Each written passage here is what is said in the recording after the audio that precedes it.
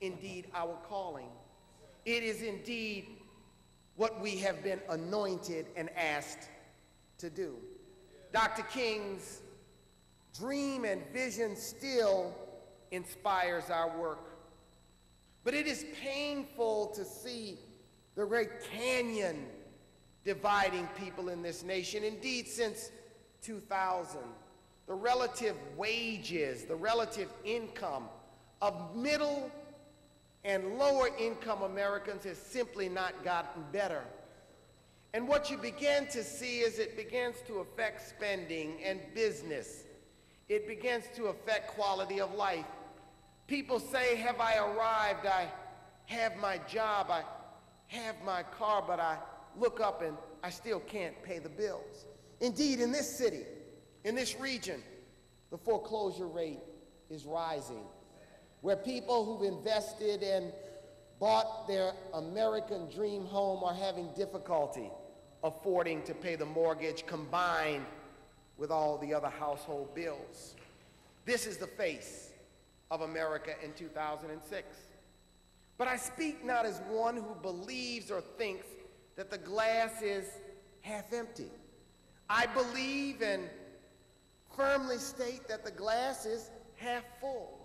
Because since Dr. King stood in this pulpit and eloquently preached messages that found their way throughout the world, we have made important progress. We have cut the poverty rate in half. We have opened new doors in so many places in American life, and has been done by the generation before us. But now we come to where we are today, and this new empowerment movement, we must focus on economic empowerment, economic justice, economic bridge building, and economic opportunity. And we must build a new America, new cities, a new frontier, and a new society. Dr. King, from this very pulpit, said that problems do not solve themselves. Problems do not just work themselves out. It takes action, it takes a plan, it takes leadership to make things happen. In his last sermon at Ebenezer, Dr. King referenced the Gospel of St. Marc at 10 verses 35 to 44. And I paraphrase it in saying, whoever wants to become great must be a servant. And in that text and in that sermon, he talked about the drum major instinct, the capacity, the desire, the DNA that we all have to be first, to be a leader, to be at the front, not behind the parade. But he also said that that instinct could be very destructive. It could lead to a search for status. It could lead to a selfish notion that what I need is for me. It could lead to the idea that I am better than someone else. But he talked about harnessing the drum major instinct, harnessing it to serve and to do something good. Tonight is a night when the National Urban League and the Urban League movement must be the drum majors of the 21st century when it comes to economic empowerment. We must be.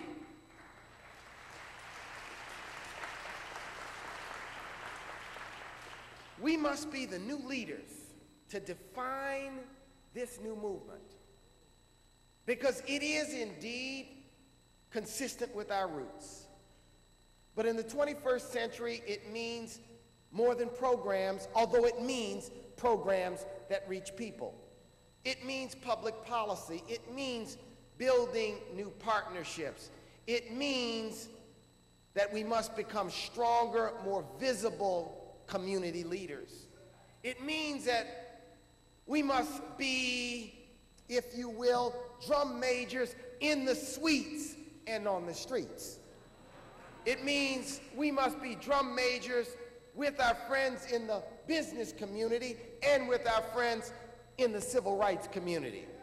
It means we must be leaders, leaders who are destined to serve. So this drum major instinct asks, who will lead the band? Who will lead the band for better jobs, for better housing, for more business development? Who will lead the band to close the wealth gap in 21st century America? I say the Urban League movement can and must lead the band and be the drum majors of the 21st century.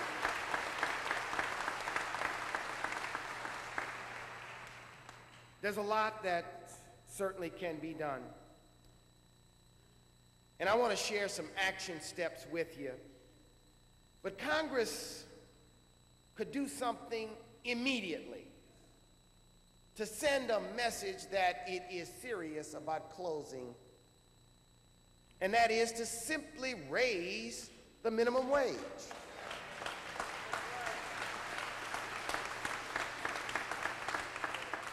Why? Because it has been 10 years almost since the minimum wage is raised. And let me talk about this just real fast, because what the minimum wage means in reality is important. But what it means symbolically is important. We have to send a message to people that work is valued. If we want them to value work, work must compensate them in a fashion where they can afford to at least pay some bills.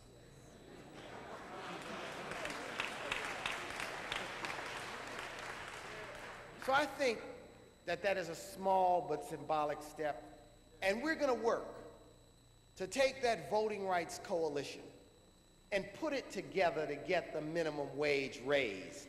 It is something we must do.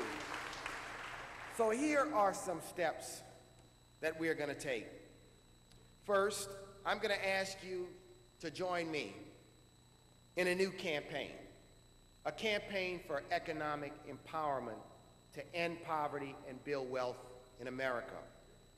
And this campaign will embody an economic empowerment tour where we're going to visit cities from coast to coast.